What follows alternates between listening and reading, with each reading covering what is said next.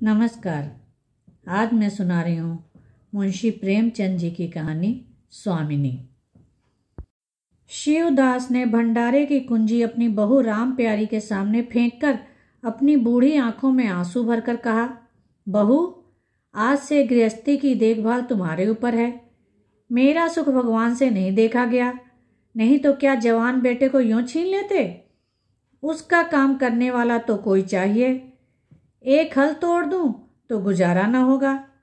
मेरे ही कुकर्म से भगवान का यह कोप आया है और मैं ही अपने माथे पर उसे लूंगा। बिरजू का हल अब मैं ही संभालूंगा। अब घर की देख रेख करने वाला, धरने उठाने वाला तुम्हारे सिवा दूसरा कौन है। रो मत बेटा, भगवान की जो इच्छा थी वह हुआ और जो इच्छा होगी वह होगा। हमारा तुम्हारा क्या बस है। मेरे जीते जी तुम्हें कोई टेढ़ी आंख से भी ना देख सकेगा। तुम किसी बात का सोच मत किया करो। बिरजू गया, लेकिन मैं तो अभी बैठा ही हूं। राम प्यारी और राम दुलारी दो सगी बहनें थीं। दोनों का विवाह मथुरा और बिरजू दो सगे भाइयों से हुआ था। दोनों बहनें नैहर की तरह ससुराल में भी प्रेम और आनंद से रहने लगीं। शिवदास को पेंशन मिली। दिन भर द्वार पर गपशप करते, भरा पूरा परिवार देखकर प्रसन्न होते और अधिकतर धर्म चर्चा में लगे रहते थे। लेकिन दैवगति से बड़ा लड़का बिरजू बीमार पड़ा और आज उसे मरे हुए 15 दिन बीत गए। आज क्रियाकर्म से फुर्सत मिली और शिवदास ने सच्चे कर्मवीर की भांति फिर जीवन संग्राम के लिए कमर कस ली। मन में उसे चाहे कितना भी दुख हुआ हो, उसे किसी ने रोते नहीं देखा। आज अपनी बहू को देखकर एक क्षण के लिए उसकी आंखें सजल हो गई थीं, लेकिन उसने मन को संभाला और रुद्ध कंठ से उसे दिलासा देने लगा। कदाचित उसने सोचा था घर की स्वामिनी बनकर विधवा के आंसू पूछ जाएंगे। कम से कम उसे इतना कठिन परिश्रम न करना पड़ेगा। इसलिए उसने भंडारे की कुंजी बहू के सामने फेंक दी। वैधव्य की व्यथा को स्वामित्व के गर्व से दबा देना चाहता था। राम प्यारी ने पुलकित कंठ से कहा, यह कैसे हो सकता है दादा कि तुम मेहनत मजदूरी करो और मैं मालकिन बनकर बैठूं। काम धंधे में लगी रहूंगी तो मन बदला रहेगा। बैठे बैठे तो रोने के सिवा और कुछ न होगा। शिवदास ने समझाया, बेटा, दैवगति में तो किसी का बस नहीं। रोने धोने से हलकानी के सिवा और क्या हाथ लगेगा। घर में भी तो 20 काम है।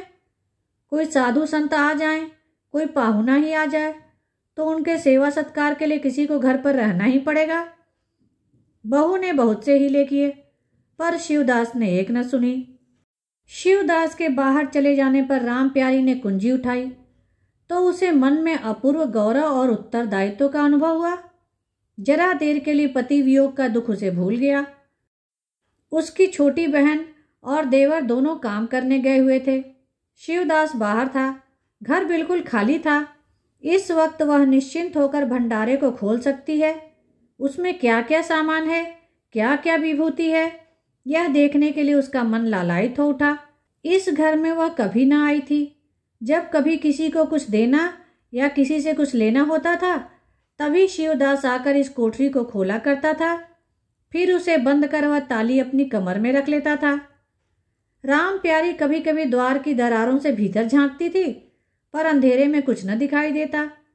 सारे घर के लिए वह कोठरी तिलिस्म या रहस्य था, जिसके विषय में भांति भांति की कल्पनाएं होती रहती थीं। आज राम प्यारी को वह रहस्य खोलकर देखने का अवसर मिल गया। उसने बाहर का द्वार बंद कर दिया कि कोई उसे भंडार खोलते ना देख ले। नहीं क्या सोचेगा, बेजरूरत उसने क्यों खोला। तब आकर कांपते हुए हाथों से ताला खोला। उसकी छाती धड़क रही थी कि कोई द्वार न खटखटाने लगे। अंदर पांव रखा तो उसे कुछ उसी प्रकार का, लेकिन उससे कहीं तीव्र आनंद हुआ जो उसे अपने गहने कपड़े की पिटारी खोलने में होता था। मटकों में गुड़, शक्कर, गेहूं, जौ इत्यादि चीजें रखी हुई थीं।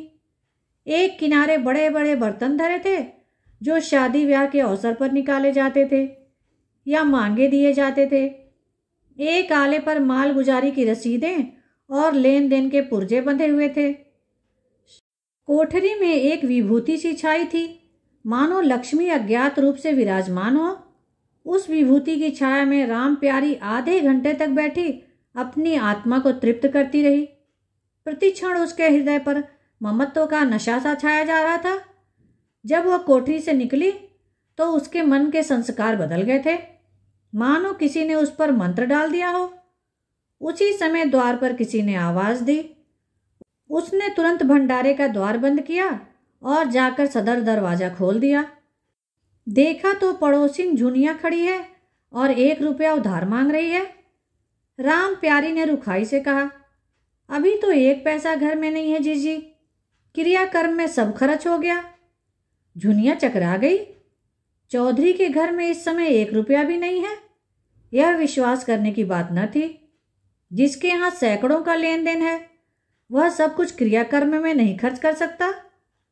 अगर शिवदास ने बहाना किया होता तो उसे आश्चर्य न होता।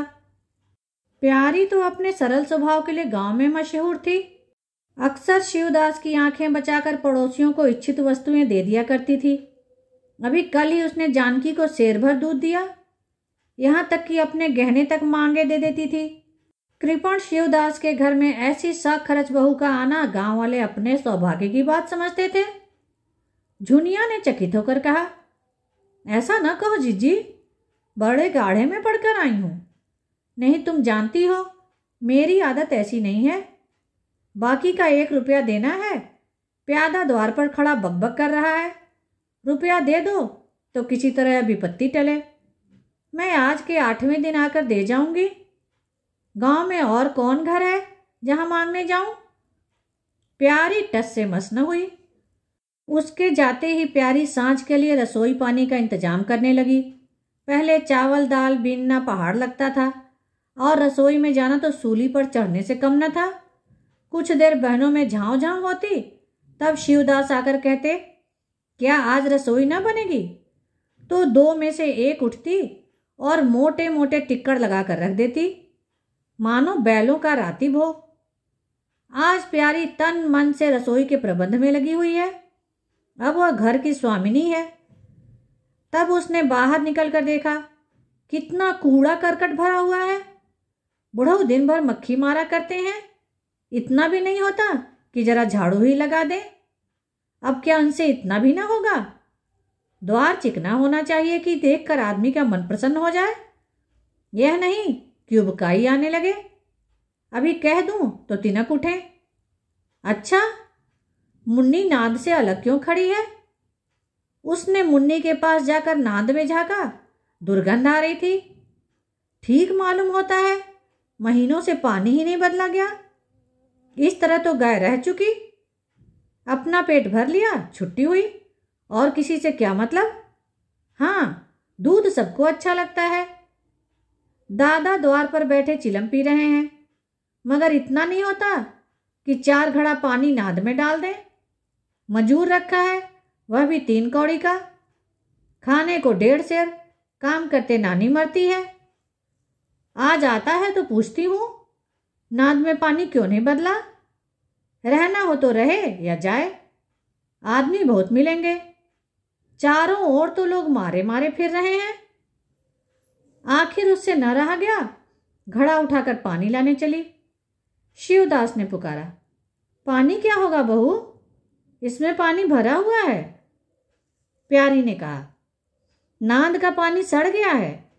मुन्नी भूसे में मुंह नहीं डालती, देखते नहीं कोस भर पर खड़ी है।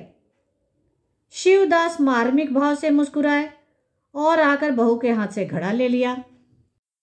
कई महीने बीत गए। प्यारी के अधिकार में आते ही जैसे घर में बसंत आ गया।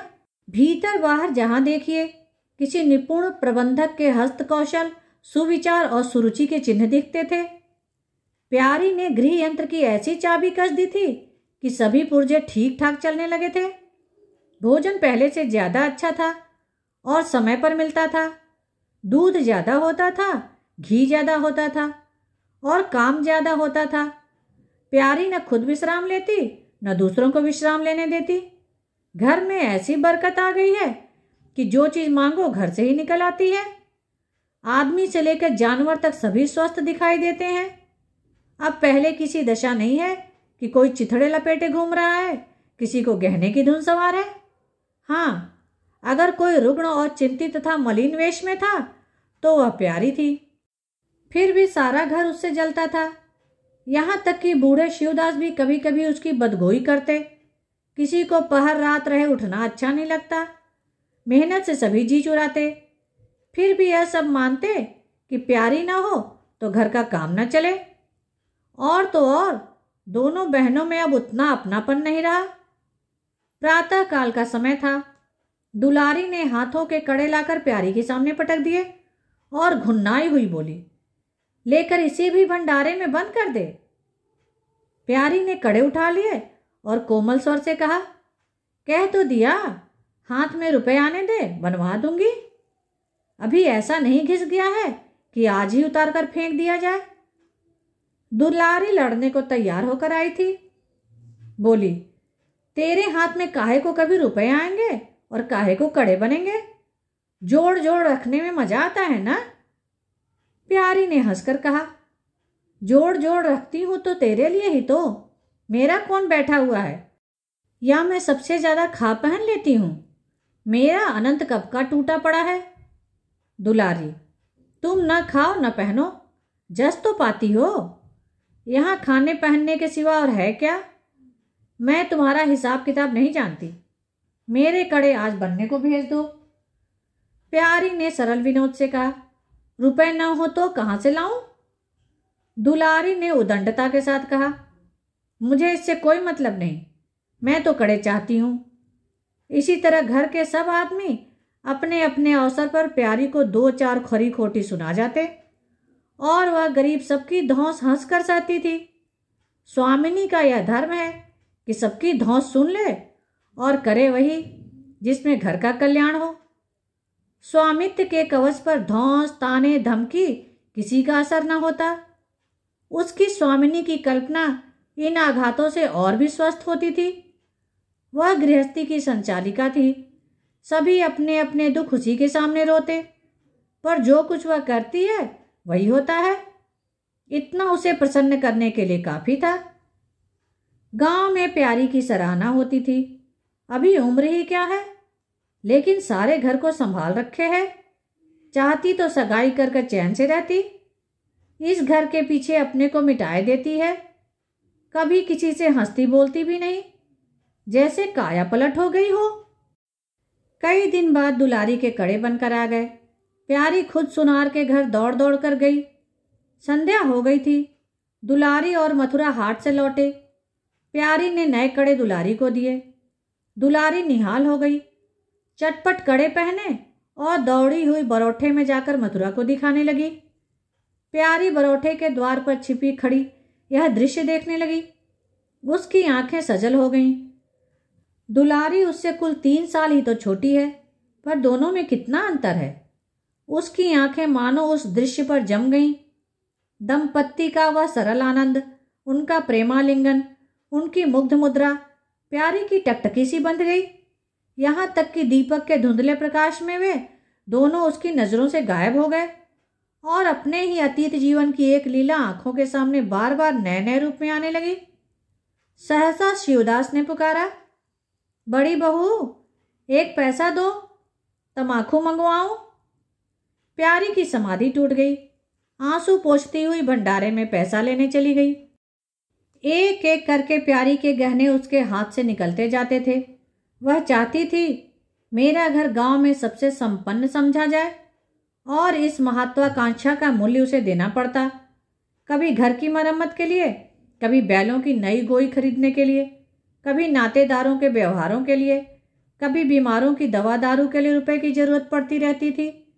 और जब बहुत कतर ब्योंत करने पर भी काम न चलता तो अपनी कोई न कोई चीज निकाल देती और चीज एक बार हाथ से निकलकर फिर न लौटती थी। वह चाहती तो इनमें से कितने ही खर्चों को टाल जाती, पर जहां इज्जत की बात आ जाती थी वह दिल खोलकर खर्च करती। अगर गांव में हेठी हो गई तो क्या बात रह जाएगी, लोग उसी का नाम तो धरेंगे। दुलारी के पास भी गहने थे। 2-1 चीजें मथुरा के पास भी थीं, लेकिन प्यारी उनकी चीजें न छूती। उनके खाने पहनने के दिन है, वे इस जंजाल में क्यों फंसे। दुलारी को लड़का हुआ। तो प्यारी ने धूमधाम से जन्मोत्सव मनाने का प्रस्ताव किया। शिवदास ने विरोध किया। क्या फायदा, जब भगवान की दया से सगाई ब्याह के दिन आएंगे तो धूमधाम कर लेना।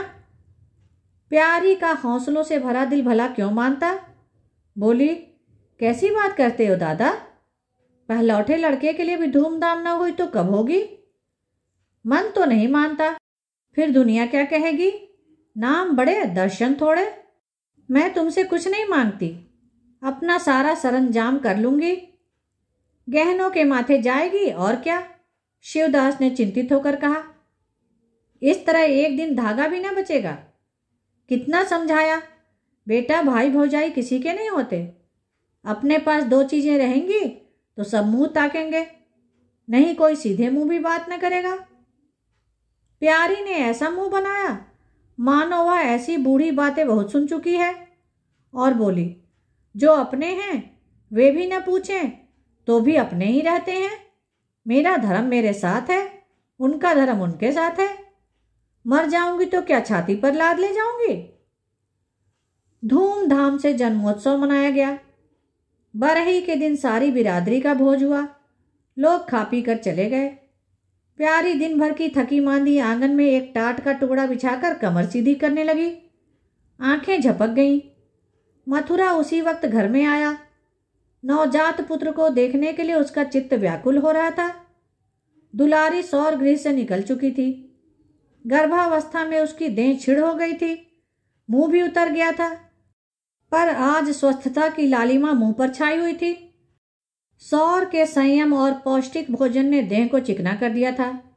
मथुरा उसे आंगन में देखते ही समीप आ गया और एक बार प्यारी की ओर ताक कर उसके निद्रामग्न होने का निश्चय करके उसने शिशु को गोद में लिया और उसका मुंह चूमने लगा। आहट पाकर प्यारी की आंखें खुल गईं, पर उसने नींद का बहाना किया और अधखुली आंखों से यह आनंद क्रीड़ा देखने लगी। माता और पिता दोनों बारी बारी से बालक को चूमते, गले लगाते और उसके मुख को निहारते थे। कितना स्वर्गीय आनंद था। प्यारी की तृषित लालसा एक क्षण के लिए स्वामिनी को भूल गई। जैसे लगाम से मुखबद्ध बोझ से लदा हुआ हाँकने वाले के चाबुक से पीड़ित दौड़ते दौड़ते बेदम तुरंग हिनहाने की आवाज सुनकर कनौतियां खड़ी कर लेता है और परिस्थिति को भूलकर एक दबी हुई हिनहाहट के साथ उसका जवाब देता है। कुछ वही दशा प्यारी की हुई। उसका मातृत्व जो पिंजड़े में बंद मूक निश्चेष्ट पड़ा था, समीप से आने वाली मातृत्व की चहकार सुनकर जैसे जाग पड़ा और चिंताओं के उस पिंजरे से निकलने के लिए पंख फड़फड़ाने लगा। मथुरा ने कहा, यह मेरा लड़का है। दुलारी ने बालक को गोद में चिपटा कर कहा, हाँ क्यों नहीं, तुम्ही ने तो 9 महीने पेट में रखा है। सांसद तो मेरी हुई, बाप कहलाने के लिए तुम कूद पड़े। मथुरा, मेरा लड़का न होता तो मेरी सूरत का क्यों होता, चेहरा मोहरा रूप रंग सब मेरा ही है। दुलारी, इससे क्या होता है, बीज बनिए के घर से आता है, खेत किसान का होता है, उपज बनिए की नहीं होती, किसान की होती है। मथुरा, बातों में तुमसे कोई न जीतेगा। मेरा लड़का बड़ा हो जाएगा तो मैं द्वार पर बैठकर मजे से हुक्का पिया करूंगा। दुलारी, मेरा लड़का पढ़ेगा लिखेगा, कोई बड़ा हुद्दा पाएगा, तुम्हारी तरह दिन भर बैल के पीछे न चलेगा। मालकिन से कहना है कल एक पालना बनवा दें। मथुरा, अब बहुत सवेरे न उठा करना और छाती फाड़कर काम भी न करना। दुलारी, यह महारानी जीने देंगी। मथुरा, मुझे तो बेचारी पर दया आती है, उसके कौन बैठा हुआ है, हम ही लोगों के लिए तो मरती है। भैया होते तो अब तक 2-3 बच्चों की माँ हो गई होती। प्यारी के कंठ में आंसुओं का ऐसा वेग उठा कि उसे रोकने में सारी देह कांप उठी। अपना वंचित जीवन उसे मरुस्थल सा लगा, जिसकी सूखी रेत पर वह हरा भरा बाग लगाने की निष्फल चेष्टा कर रही थी। कुछ दिनों के बाद शिवदास भी मर गया। उधर दुलारी के 2 बच्चे और हुए। वह भी अधिकतर बच्चों के लालन पालन में व्यस्त रहने लगी। खेती का काम मजदूरों पर आ गया। मथुरा मजदूर तो अच्छा था, संचालक अच्छा न था। उसे स्वतंत्र रूप से काम करने का कभी अवसर न मिला। खुद पहले भाई की निगरानी में काम करता रहा, बाद को बाप की निगरानी में काम करने लगा। खेती का तार भी न जानता था। वही मजूर उसके यहाँ टिकते थे जो मेहनत नहीं खुशामद करने में कुशल होते थे। इसलिए प्यारी को अब दिन में 2-4 चक्कर हार के भी लगाने पड़ते। कहने को वह अब भी मालकिन थी, पर वास्तव में घर भर की सेविका थी। मजदूर भी उससे त्योरियां बदलते, जमींदार का प्यादा भी उसी पर धौंस जमाता। भोजन में भी किफायत उसे ही करनी पड़ती। लड़कों को तो जितनी बार मांगे उतनी बार कुछ न कुछ चाहिए। दुलारी तो लड़कौरी थी, उसे भरपूर भोजन चाहिए। मथुरा घर का सरदार था, उसके इस अधिकार को कौन छीन सकता था। मजूर भला क्यों रियायत करने लगे थे। सारी कसर प्यारी पर निकलती थी। वही एक फालतू चीज थी, अगर आधा पेट खाए तो किसी को हानि न हो सकती थी। 30 वर्ष की अवस्था में उसके बाल पक गए थे, कमर झुक गई थी, आंखों की जोत कम हो गई थी, मगर वह प्रसन्न थी। स्वामित्व का गौरव इन सारे जख्मों पर मरहम का काम करता था। एक दिन मथुरा ने कहा, भाभी अब तो कहीं परदेश जाने का जी होता है। यहाँ तो कमाई में बरकत नहीं, किसी तरह पेट की रोटी चल जाती है, वह भी रो धोकर। कई आदमी पूरब से आए हैं, वे कहते हैं वहाँ 2-3 रुपए रोज की मजदूरी हो जाती है। 4-5 साल भी रह जाऊं तो माला माल हो जाऊंगा। अब आगे लड़के वाले हुए, इनके लिए भी कुछ तो करना ही पड़ेगा। दुलारी ने समर्थन किया, हाथ में 4 पैसे होंगे तो लड़कों को पढ़ाएंगे लिखाएंगे। हमारी तो किसी तरह कट गई, लड़कों को तो आदमी बनाना है। प्यारी यह प्रस्ताव सुनकर अवाक रह गई, उनका मुंह ताकने लगी। इसके पहले इस तरह की बातचीत कभी न हुई थी। यह धुन कैसे सवार हो गई। उसे संदेह हुआ, शायद मेरे कारण यह भावना उत्पन्न हुई। बोली, मैं तो जाने को न कहूँगी, आगे जैसी इच्छा हो। लड़कों को पढ़ाने लिखाने के लिए यहाँ भी तो मदरसा है। फिर क्या नित्य यही दिन बने रहेंगे। 2-3 साल भी खेती बन गई तो सब कुछ हो जाएगा। मथुरा, इतने दिन खेती करते हो गए, जब अब तक न बनी तो अब क्या बन जाएगी। इस तरह एक दिन चल देंगे, मन की मन में रह जाएगी। फिर अब पौरुख भी तो थक रहा है, यह खेती कौन संभालेगा। लड़कों को मैं चक्की में जोत कर उनकी जिंदगी नहीं खराब करना चाहता।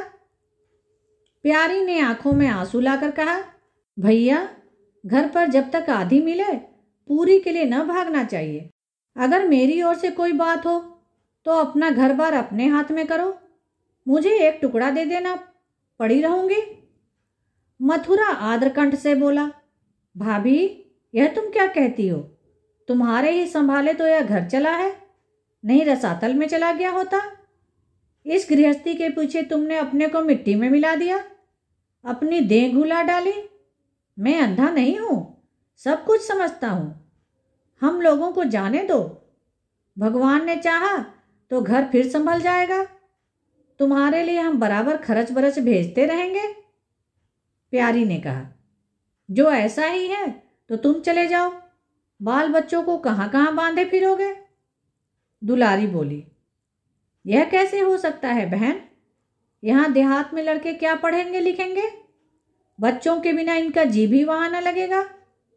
दौड़ दौड़ कर घर आएंगे और सारी कमाई रेल खा जाएगी। परदेश में अकेले जितना खर्चा होगा उतने में सारा घर आराम से रहेगा। प्यारी बोली, तो मैं ही यहाँ रहकर क्या करूंगी, मुझे भी लेते चलो। दुलारी उसे साथ ले चलने को तैयार न थी। कुछ दिन जीवन का आनंद उठाना चाहती थी। अगर परदेश में भी यह बंधन रहा तो जाने से फायदा ही क्या। बोली, बहन तुम चलती तो क्या बात थी, लेकिन फिर यहाँ का कारोबार तो चौपट हो जाएगा। तुम तो कुछ न कुछ देखभाल करती ही रहोगी। प्रस्थान की तिथि के एक दिन पहले ही राम प्यारी ने रात भर जागकर हलवा और पूरियां पकाई। जब से इस घर में आई कभी एक दिन के लिए अकेले रहने का अवसर नहीं आया। दोनों बहनें सदा साथ रहीं। आज उस भयंकर अवसर को सामने आते देखकर राम प्यारी का दिल बैठा जाता था। वह देखती थी मथुरा प्रसन्न है, बाल वृंद यात्रा के आनंद में खाना पीना तक भूल गए हैं और उसके जी में आता कि वह भी इसी भांति निर्द्वंद रहे, मोह और ममता को पैरों से कुचल डाले। किंतु वह ममता जिस खाद्याल को खा खा कर पली थी, उसे अपने सामने से हटाए जाते देखकर क्षुब्ध होने से न रुकती थी। दुलारी तो इस तरह निश्चिंत होकर बैठी थी मानो कोई मेला देखने जा रही है।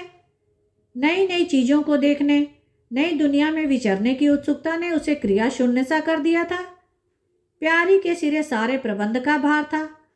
धोबी के घर से सब कपड़े आए हैं या नहीं, कौन कौन से बर्तन साथ जाएंगे, सफ़र खर्च के लिए कितने रुपए की ज़रूरत होगी। एक बच्चे को खांसी आ रही थी, दूसरे को कई दिन से दस्त आ रहे थे। उन दोनों की औषधियों को पीसना कूटना आदि सैकड़ों ही काम व्यस्त किए हुए थे। लड़कोरी न होकर भी वह बच्चों के पालन पोषण में दुलारी से ज़्यादा कुशल थी। देखो, बच्चों को बहुत मारना पीटना नहीं, मारने से बच्चे जिद्दी या बेहया हो जाते हैं। बच्चों के साथ आदमी को बच्चा बन जाना पड़ता है। जो तुम चाहो कि हम आराम से पड़े रहें और बच्चे चुपचाप बैठे रहें, हाथ पैर न हिलाएं, तो यह नहीं हो सकता। बच्चे तो स्वभाव के चंचल होते हैं, उन्हें किसी न किसी काम में फंसाए रखो। धेले का खिलौना 1000 घुड़कियों से बढ़कर होता है। दुलारी इन उपदेशों को इस तरह बेमन होकर सुनती थी मानो कोई सनक कर बक रहा हो। विदाई का दिन प्यारी के लिए परीक्षा का दिन था। उसके जी में आता था कहीं चली जाए जिससे यह दृश्य देखना न पड़े। घड़ी भर में यह घर सूना हो जाएगा। वह दिन भर घर में अकेली पड़ी रहेगी, किससे हंसेगी बोलेगी, यह सोचकर उसका हृदय कांप जाता था। ज्यों ज्यों समय निकट आता था उसकी वृत्तियां शिथिल होती जाती थीं। वह कोई काम करते करते जैसे खो जाती थी और अपलक नेत्रों से किसी वस्तु को ताकने लगती। कभी अवसर पाकर एकांत में थोड़ा सा रो आती थी। मन को समझा रही थी, यह लोग अपने होते तो क्या इस तरह चले जाते। यह तो मानने का नाता है, किसी पर कोई जबरदस्ती है। दूसरों के लिए कितना ही मरो तो भी अपने नहीं होते। पानी तेल में कितना ही मिले फिर भी अलग ही रहेगा। बच्चे नए नए कुर्ते पहने नवाब बने घूम रहे थे। प्यारी उन्हें प्यार करने के लिए गोद लेना चाहती तो रोने का सा मुंह बनाकर छुड़ाकर भाग जाते। वह क्या जानती थी कि ऐसे अवसर पर बहुधा अपने बच्चे भी निष्ठुर हो जाते हैं। 10 बजते बजते द्वार पर बैलगाड़ी आ गई। लड़के पहले ही से उस पर जा बैठे। गांव के कितने स्त्री पुरुष उनसे मिलने आए। प्यारी को इस समय उनका आना बुरा लग रहा था। वह दुलारी से थोड़ी देर एकांत में गले मिलकर रोना चाहती थी। मथुरा से हाथ जोड़कर कहना चाहती थी, मेरी खोज खबर लेते रहना, तुम्हारे सिवा मेरा संसार में कौन है। लेकिन इस भंभड़ में उसको इन बातों का मौका न मिला। मथुरा और दुलारी दोनों गाड़ी में जा बैठे और प्यारी द्वार पर रोती खड़ी रह गई। वह इतनी विह्वल थी कि गांव के बाहर तक पहुंचाने की भी उसे सुधि न रही। कई दिन तक प्यारी मूर्छित सी पड़ी रही।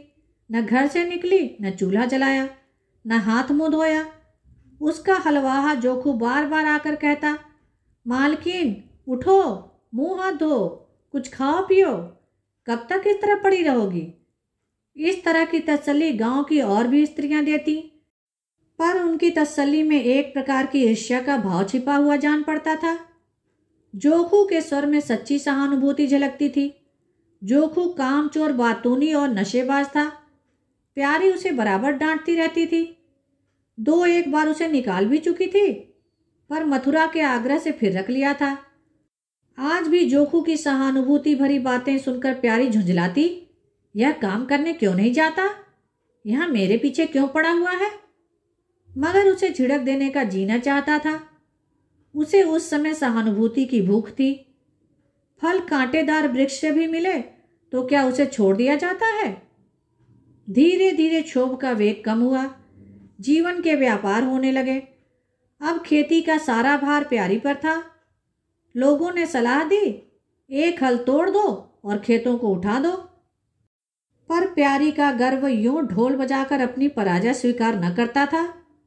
सारे काम पूर्ववत चलने लगे। उधर मथुरा के चिट्ठी पत्री न भेजने से उसके अभिमान को और भी उत्तेजना मिली। वह समझता है मैं उसके आसरे बैठी हूँ। उसके चिट्ठी भेजने से मुझे कोई निधि न मिल जाती। उसे अगर मेरी चिंता नहीं तो मैं कब उसकी परवाह करती हूँ। घर में तो अब विशेष काम नहीं रहा। प्यारी सारे दिन खेती बाड़ी के कामों में लगी रहती। खरबूजे बोए थे, वह खूब फले और खूब बिके। पहले सारा दूध घर में खर्च हो जाता था, अब बिकने लगा। प्यारी की मनोवृत्तियों में भी एक विचित्र परिवर्तन आ गया। वह अब साफ कपड़े पहनती, मांग चोटी की ओर से भी उतनी उदासीन न थी। आभूषणों में भी रुचि हुई। रुपए हाथ में आते ही उसने अपने गिरवी गहने छुड़ाए और भोजन भी संयम से करने लगी। सागर पहले खेतों को सींच कर खुद खाली हो जाता था, अब निकास की नालियां बंद हो गई थीं। सागर में पानी जमा होने लगा और उसमें हल्की हल्की लहरें भी थीं। खिले हुए कमल भी थे। एक दिन जोखू हार से लौटा तो अंधेरा हो गया था। प्यारी ने पूछा, अब तक वहां क्या करता रहा? जोखू ने कहा, 4 क्यारियां बच रही थीं। मैंने सोचा 10 मोट और खींच दूं, कल का झंझट कौन रखे। जोखू अब कुछ दिनों से काम में मन लगाने लगा था। जब तक मालिक उसके सिर पर सवार रहते थे वह हीले बहाने करता था। अब सब कुछ उसके हाथ में था। प्यारी सारे दिन हार में थोड़ी ही रह सकती थी, इसलिए अब उसमें जिम्मेदारी आ गई थी। प्यारी ने लोटे का पानी रखते हुए कहा, अच्छा हाथ मुंह धो डालो। आदमी जान रख कर काम करता है, हाय हाय करने से कुछ नहीं होता। खेत आज न होते तो कल होते, क्या जल्दी थी। जोखू ने समझा प्यारी बिगड़ रही है। उसने तो अपनी समझ में कारगुजारी ही की थी और समझा था तारीफ होगी। यहाँ आलोचना हुई। चिढ़कर बोला, मालकिन दाएं बाएं दोनों ओर चलती हो, जो बात नहीं समझती हो उसमें क्यों कूदती हो। कल के लिए तो उचवा के खेत पड़े सूख रहे हैं।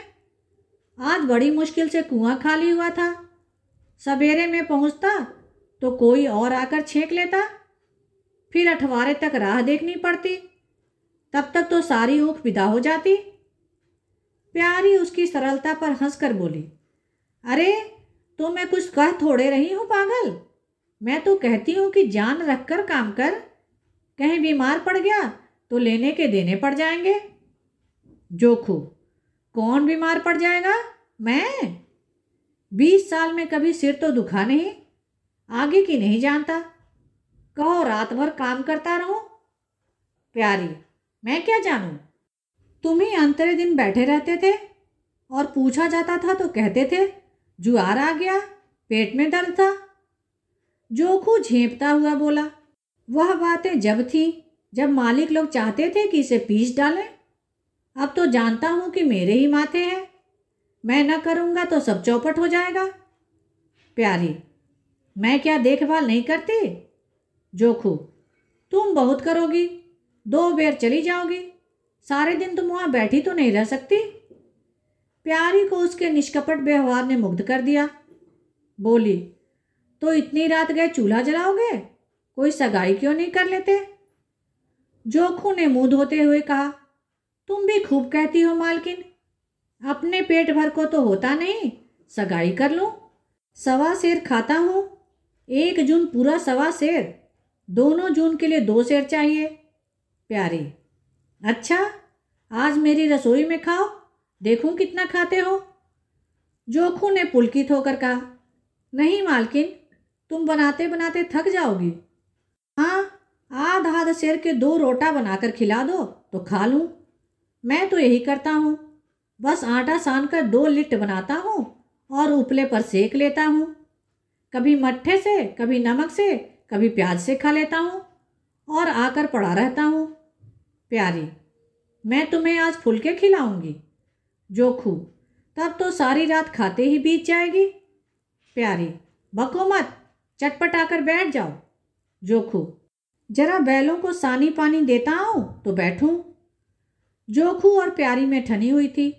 प्यारी ने कहा, मैं कहती हूं धान रोपने की कोई जरूरत नहीं। झड़ी लग जाए तो खेत डूब जाए, बरखा बंद हो जाए तो खेत सूख जाए। जुआर, बाजरा, सन, अरहर सब तो हैं, धान न सही। जोखू ने अपने विशाल कंधे पर फावड़ा रखते हुए कहा, जब सबका होगा तो मेरा भी होगा, सबका डूब जाएगा तो मेरा भी डूब जाएगा। मैं क्यों किसी से पीछे रहूं? बाबा के जमाने में 5 बीघा से कम नहीं रोपा जाता था। बिरजू भैया ने उसमें 1-2 बीघे और बढ़ा दिए। मथुरा ने भी थोड़ा बहुत हर साल रोपा, तो मैं क्या सबसे गया बीता हूं? मैं 5 बीघे से कम न लगाऊंगा। तब घर में 2 जवान काम करने वाले थे।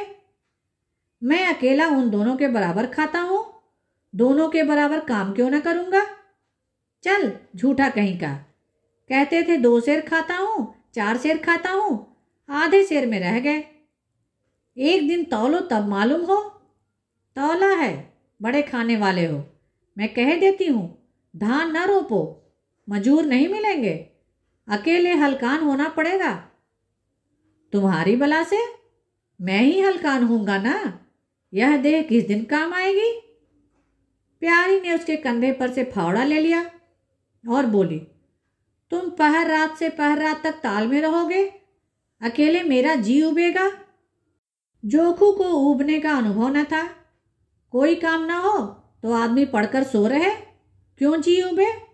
बोला, जी उबे तो सो रहना, मैं घर रहूंगा तब तो और जी उबेगा। मैं खाली बैठता हूं तो बार बार खाने की सूझती है। बातों में देर हो रही है और बादल घिरे आते हैं।